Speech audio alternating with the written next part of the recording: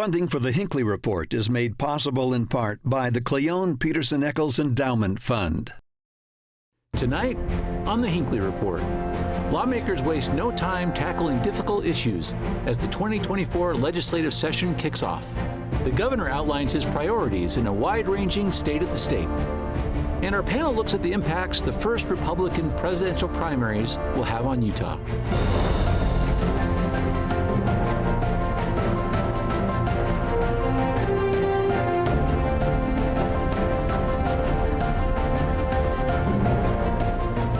Good evening, and welcome to the Hinckley Report.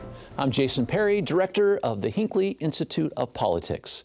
Covering the week, we have Democratic Representative Jennifer Daley Provo, Minority Whip in the Utah House of Representatives, Daniel Woodruff, political reporter, and Spencer Stokes, president of Stokes Strategies. So glad to have you all on a big week in politics. Our legislature has just finished their first week, and last night, the governor gave his State of the State speech, his fourth one, this time as candidate. Spencer, we're going to start with you about this speech generally. The title of this was Keeping Utah Weird.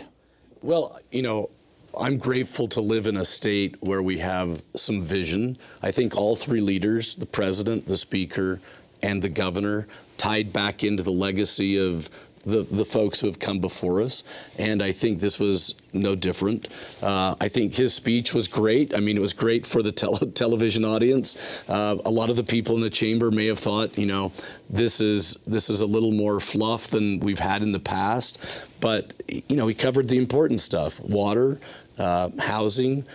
We need to be welcoming with open arms the people that are coming into the state, and we need to look at our legacy and continue planning for the future.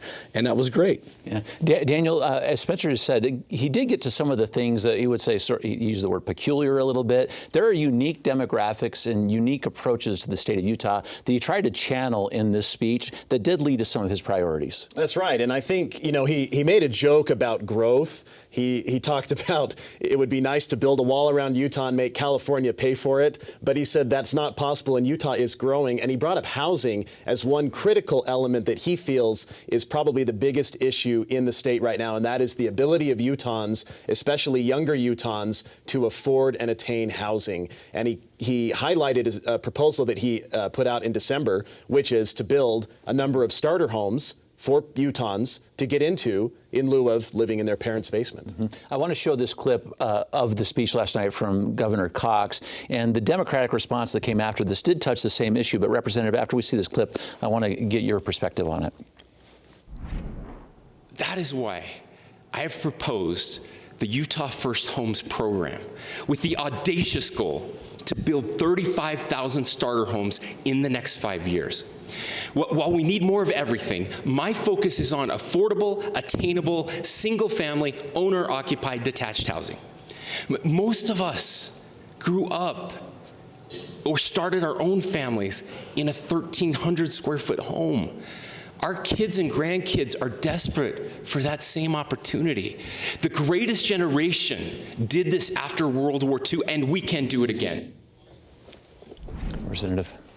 So I share the governor's goal that we need to address our severe housing crisis. I think that doubling down on freestanding single homes is a questionable goal because we just don't have a lot of space where the population base largely lives. Particularly, you know, I represent downtown Salt Lake City. There is no room to build new homes. And so we're disenfranchising anybody that wants to live maybe closest to the transportation corridors, where our transportation hubs are, where trains are, so that housing is truly accessible, because it isn't just a reality for everybody to have, you know, 2 cars and 2.5 kids and a dog and a cat and a picket fence. And while I appreciate and respect that that is the goal of many, I just don't think it's realistic to put all those eggs in one basket. And I wish we could diversify the goals that we really need to accomplish to address the very realistic space restrictions that we have along the entire Wasatch Front. Spencer, talk about this issue a little bit in terms of the approach from our legislature and also from the governor, because this issue, there's homelessness and there's also this housing affordability, have really taken center stage on the policy world. And this has usually been left to the locals to work out, but the state is taking a broad interest in it. I think it's because the problem is so large that no one city or county can deal with it.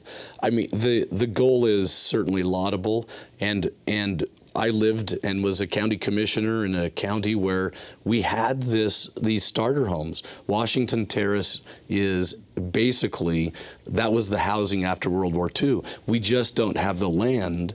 And when you have a starter home, as the representative said, oftentimes you need transportation coupled with that. So I don't know exactly how it will work out, but they're on the right track and they will figure it out. And the one thing I know about the politicians in this state is they know how to work together to come to a solution. The homelessness problem is he addressed as well. And that also is a problem that's bigger than one city.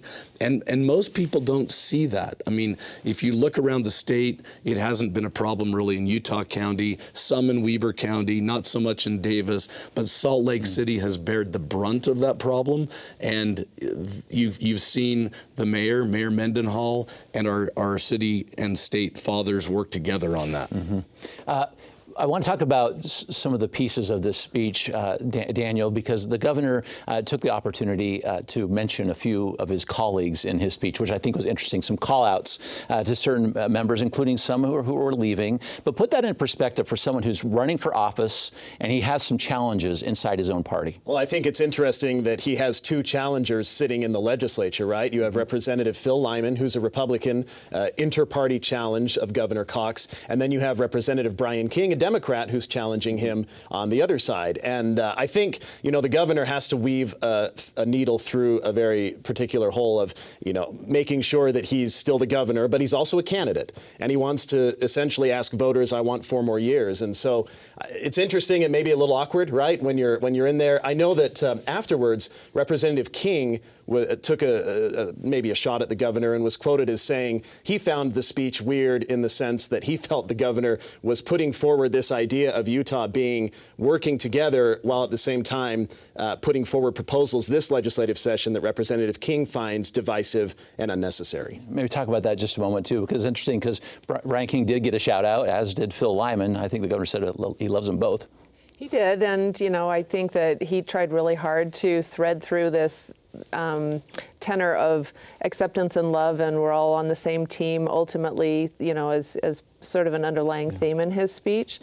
But, it was really clear that the governor, one of his strengths, I think his entire term, is that to different degrees throughout the last few years, he really appeals to the everyday Utahn. And he does, like you say, he has to thread a needle, between being a good policy advocate and pushing his agenda with a legislature that has pretty overtly at times been kind of hostile to his goals and his messages. But I think he was really trying to speak to the broader state of Utah, couched in a state of the state to the legislative body. He didn't have really a choice since he started the Disagree Better, with the National Governors Association, but to tell Phil and Brian he loved them. I mean, what else can you say after you've been the father of disagreeing better?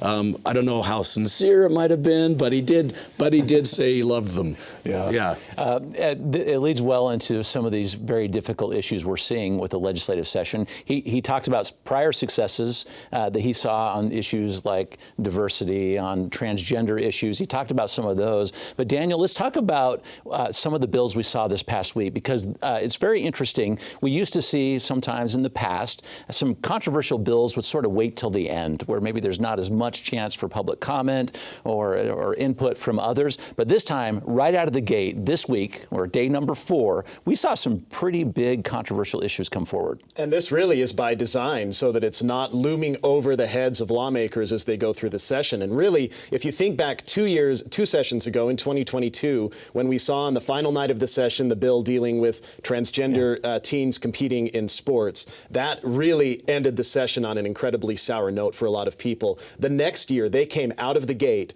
on issues relating to the LGBTQ community and others, and they're following that exactly carbon copy this session, and that is on day one of the legislative session, get these issues that are more controversial dealt with and out of the way so that they're not looming with an umbrella over the session and essentially casting a shadow over what is usually a very busy 6 weeks. They're kind of saying, let's get some of these done with so we can move on to other issues. And I think that's what you saw this week with a number of bills that were debated and that advanced out of committees through the process. Representative, talk about that strategy. Is this what we're going to be doing now? Is this something we're talking about internally?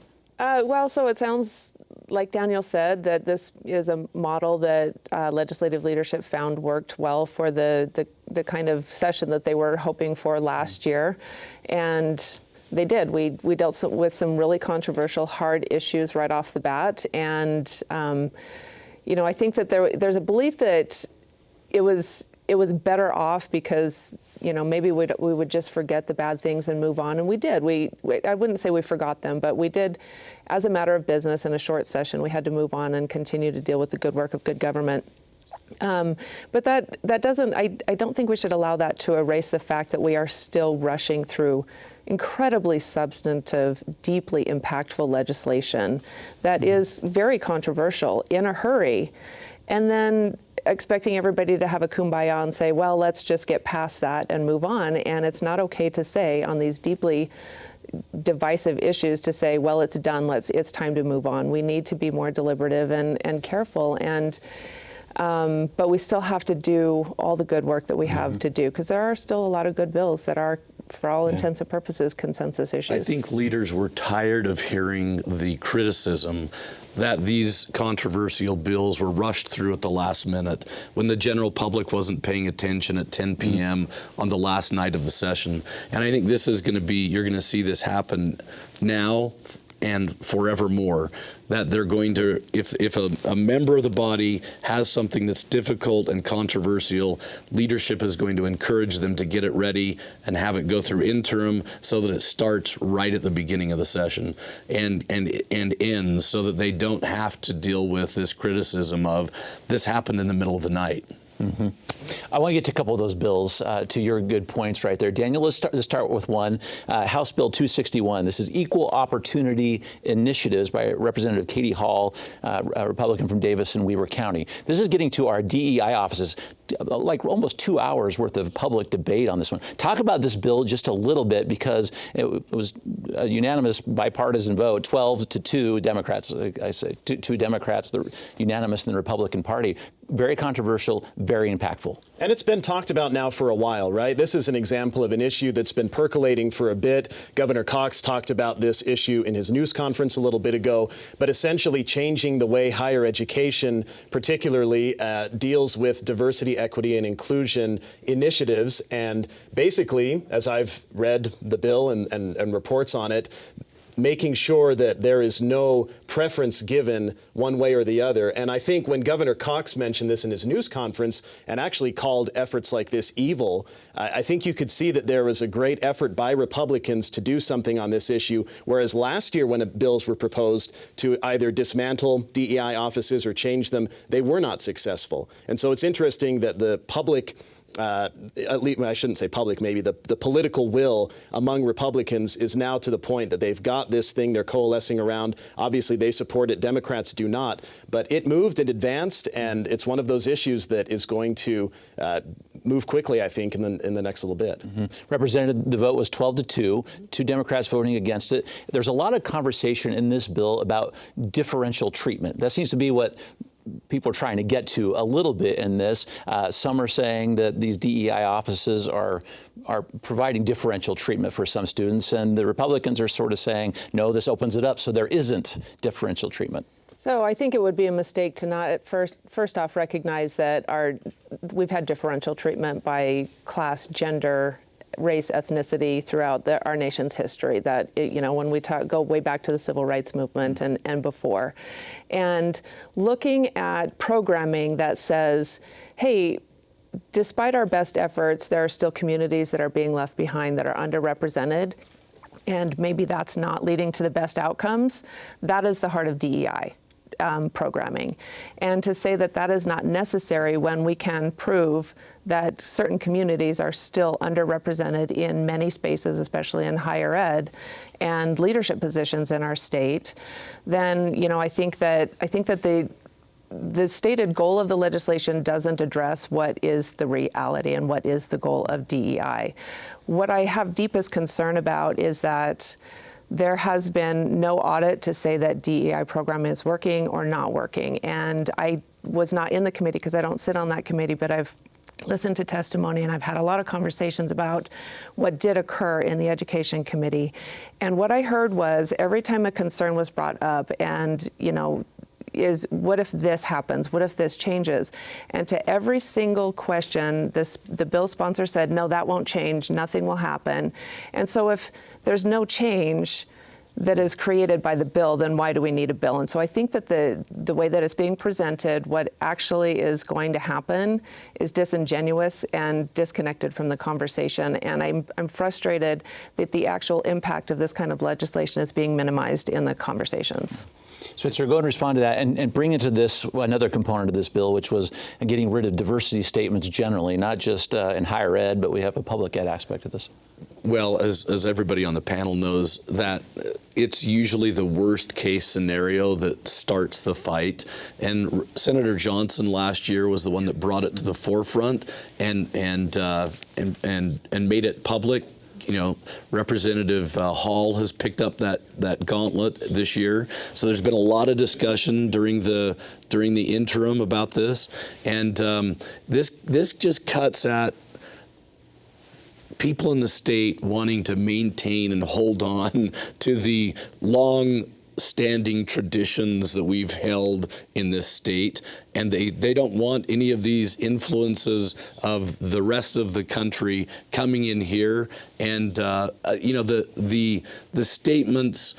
Look, we should, if we're going with the governor's speech on love and acceptance, this really shouldn't be an issue, but it is on campuses, and so they're trying to get to the bottom of it from a conservative standpoint. Before we leave this one, Daniel, two more components. There's two other bills. Phil Lyman and Kara Birkeland both have bills dealing with bathrooms. So that's back this legislative session again, talking about what bathroom one should use. Correct. Another bill dealing with the transgender community, and we see Representative Birkeland's bill advancing in the session. It did pass out of committee, which basically defines female and male and also specifies what public facilities, bathroom or locker room, they are permitted to use, and goes into a lot more detail beyond that I won't get into here. But I think this is another example of an issue that is moving fast, and there are a lot of components to it. It was interesting to me during the committee that Representative Birkeland was asked, do you have any reports of problems with this happening in bathrooms or locker rooms in the state of Utah? And she said no.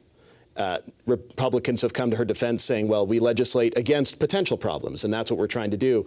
But she did not have any specific examples of this actually happening in the state thus far. If there's anybody who's an expert on this, because Representative Birkeland's family, her kids, are very much involved in high school sports, so she probably hears some of this at home as well. She is actively involved in sports. So, yeah, there hasn't been a complaint, but I would guarantee that there's been kitchen table conversations about this with her own children. Mm-hmm. Go ahead, Representative. Thank you.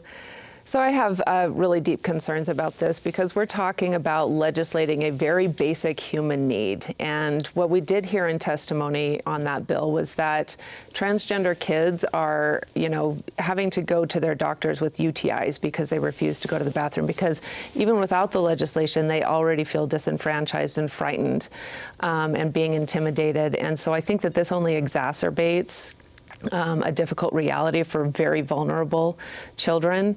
And to say that, you have to have had bottom surgery in order to use a bathroom that identifies with the gender, that it matches the gender that you identify, but we've already outlawed that said surgery for the kids that this would impact most, and that's, children under 18. And this is not me advocating for more surgery, but to preclude doing what you're now requiring somebody to have to do something very basic like go to the bathroom is dangerous and alarming. And what I hear the conversation keep coming back to as well, we need to protect people in these spaces. People want to feel safe in bathrooms and in locker rooms. And if that's the case, then look at legislation proposed by Senator Jen Plum, who says, you're right, every kid needs safety and confidence in places like bathrooms and locker rooms. Many of us as a woman, you know, I had to change my clothes in a locker room surrounded by girls in junior high. And that's awkward because your bodies are changing and they're changing at different rates. And, you know, there's a lot of social pressure to look a certain way. And you know, if you're talking about privacy and safety, let's just provide that for everybody and stop making it about marginalizing transgender children because they're already struggling. And this just this is not going to solve the problem of people feeling safe in the bathroom, but it will continue to harm these kids. We'll watch these bills closely. Let me get to a couple other ones, because one bill that came out this week I thought was particularly interesting. This is Senate Bill 57, the Utah Constitutional Sovereignty Act. This is Scott Sandel, Box Elder Cash Tooele, who said that the state should be able to ignore certain federal directives. So, Spencer, this is interesting because there's one thing that most of our legislature is united behind is we don't love the federal government. Yeah, I think as Todd Weiler said, stick it to them. Look, federalism is alive and well, and in the state of Utah especially, if the state could become their own country and not have to deal with the things that the federal government's pushing down on. And our federal delegation is supportive of that kind of federalism. And this is all going to have to be tested in court.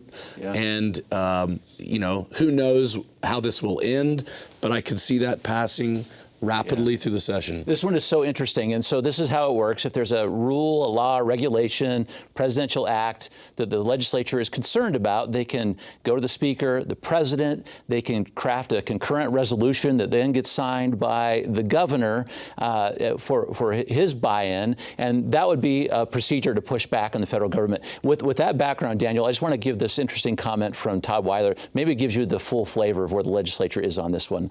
This is the quote from Todd Weiler, an attorney. I went to law school, and I don't believe that Utah has the power to override the Supremacy Clause. As I understand it, the federal law trumps Utah. But there's nothing that I like better, and there's nothing Utah likes better than sticking it to the federal government. If that's the intent of the bill, I guess I'm all in favor of it. And I think there are a lot of his colleagues that would agree with that sentiment. I did not go to law school, so I won't even try to begin to analyze that from a legal perspective. I know there will be legal challenges to it, I'm sure, if it does pass. But I think you see in the Republican-dominated legislature a desire to push back against the federal government and on issues perhaps that they know will get legally challenged at some point down the road. And they say, well, we don't want to spend money on changing if it's going to end up getting overturned. So let's push back at the outset and maybe save some resources. I've seen that argument out there. But, this issue pops up a lot, and there you've got a bill that puts it into words. How much money are you willing to spend? That's the question. Because the federal government has a lot, and we seem to not have a lot. So how much were you willing to spend? Let's get to the national politics for just a moment, the presidential race in particular. The Iowa caucuses just wrapped up. Former President Donald Trump won with 51% of the vote, with Ron DeSantis at 21%, Nikki Haley at 19%. Interesting as we're talking about candidates falling out, who's rising, which continues to be Donald Trump. A big endorsement from Senator Mike Lee this week of Donald Trump. Yeah, I thought his endorsement was really interesting and actually laughable for him to outright say that he's looking forward to minimized chaos, insinuating that a second Trump presidency would not be chaotic. I think it's really easy to look back at Trump's 4 years in the White House and remember a constant sense of chaos, and it would be foolish to not look at his recent statements promising a doubling down on that chaos. And I live in abject terror of the repercussions and the kind of heavy-handed, vindictive actions that he has publicly stated will come. And so I absolutely do not share Senator Lee's sentiments, and I think that we would see a level of chaos that would be unprecedented even for his first term. Spencer, talk about that endorsement a little bit. You've worked in Washington, D.C. You've advised these leaders in the past. Talk about that endorsement. Kind of give it through the context of where Republicans are on their choices and why Donald Trump would be at 51%. I think Republicans want to win. And they see that their party is coalescing around Donald Trump. And I think for Mike Lee, he looks at it as it was not chaotic for him. He had an open door to the White House. And if you look at it from his perspective of the committee he sits on, which is Judiciary, that he worked hand in glove with the Trump administration for what he believes are some great justices that were appointed to the Supreme Court. Now, those justices have changed a lot. A lot has gone on in many court cases because of that Republican majority. So for Senator Mike Lee, it was not chaotic and it wasn't a trying time because he was working well with them. Mm-hmm. He was also on a list for the Supreme Court at some point from President Trump. He was. His brother was on the list as well. I know for a fact that Senator Lee feels like he's in a better position to be on the Judiciary Committee to help Republicans get through that process. So I don't know what will happen, and I don't know if there will be an opening in the next presidential term. In our last 15 seconds, Senator Romney weighed in and said some of this difficulty in decisions because people have lost trust in the institutions. And Mitt Romney, well known for his criticism of Donald Trump, but yeah, Mitt Romney basically said you have a Republican Party today that's less likely to believe what they hear in the media and what they hear from experts, and they're coalescing around Trump for another 4 years. And we'll see, Jason, too, what happens in New Hampshire, where a lot of Republicans opposed to Trump are hoping that Nikki Haley or Ron DeSantis could come out and emerge. Thank you. It's going to have to be it tonight. Thank you for your insights. And thank you for watching the Hinckley Report. This show is also available as a podcast on pbsutah.org/Hinckley Report or wherever you get your podcasts. Thank you for being with us. We'll see you next week.